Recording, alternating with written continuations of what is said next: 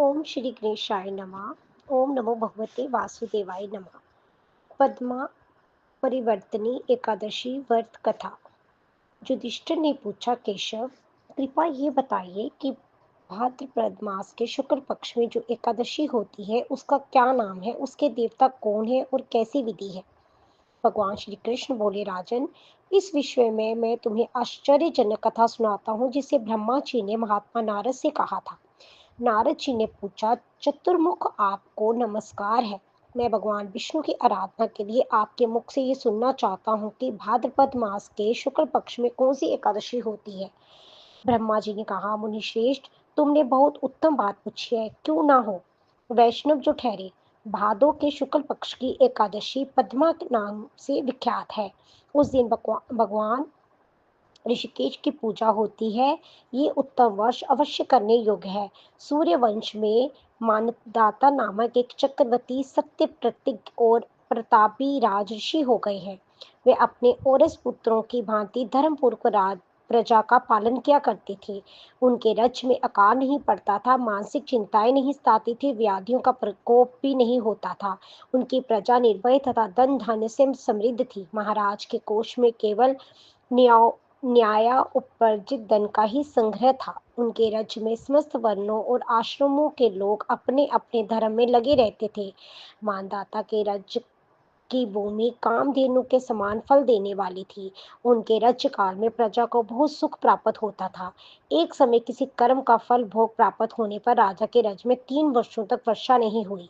इससे उनकी प्रजा भूख से पीड़ित हो नष्ट होने लगी।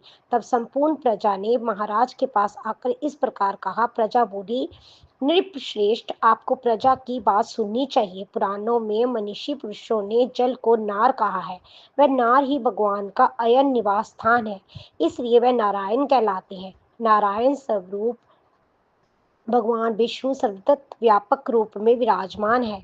वह ही मेघ स्वरूप होकर वर्षा करते हैं। वर्षा से अन्न पैदा होता है और अन्न से प्रजा जीवन धारण करती है। नृपश्रेष्ठ, इस समय अन्न के बिना प्रजा का नाश हो रहा है, अतः ऐसा कोई उपाय कीजिए जिससे हमारे योगक्षेम का निर्वाह हो। राजा ने कहा, आप लोगों का कथन सत्य है, क्योंकि अन्न को ब्रह्म कहा गया है। अन्न से प्राणी उत्पन्न होती है और अन्न से ही जगत जीवन धारण करता है।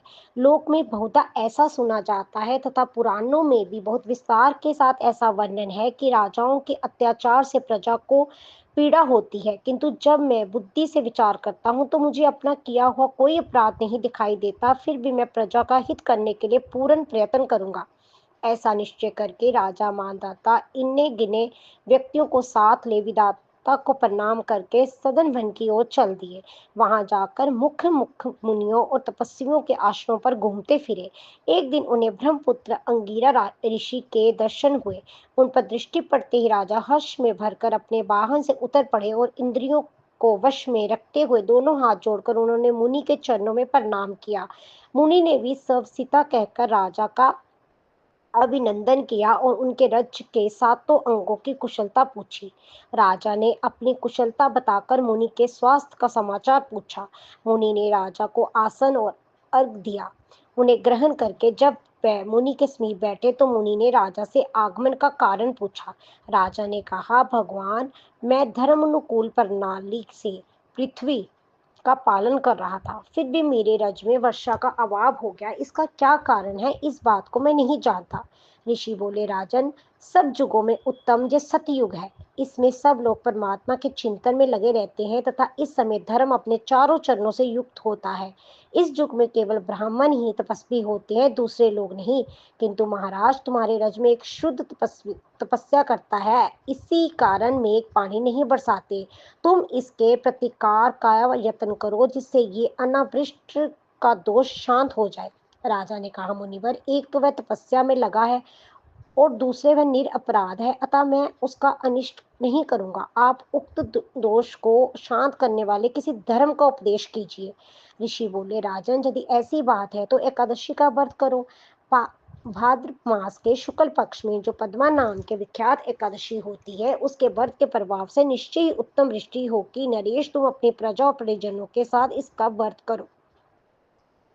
ऋषि के ये वचन सुनकर राजा अपने घर लौट आए और उन्होंने चारों वर्णों के समस्त प्रजा के साथ भादों के शुक्ल पक्ष की पद्मा एकादशी का व्रत किया। इस प्रकार व्रत करने पर मेघ पानी बरसाने लगे, पृथ्वी जल से अपलवित हो गई और हरी भरी खेतों से सुशोभित होने लगी।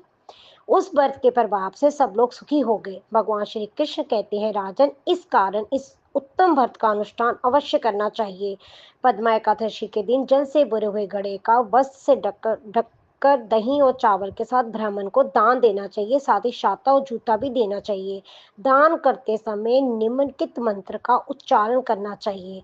नमो नमस्ते गोविंदा बुद्ध श्रवण संज्ञक आगोदक संशय कृत्वा सर्व सौख्य प्रदो भव भुक्ति मुक्ति प्रद चैव लोकानम सुखदायकम।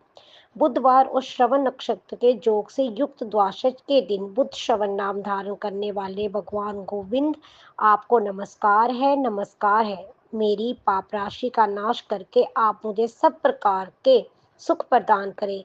आप पुण्यात्मा जनों को भोग और मोक्ष प्रदान करने वाले तथा सुखदायक है।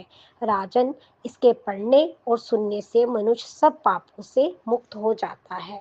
एकादशी कथा संपूर्ण हुई। ओम नमो भगवते वासुदेवाय नमः।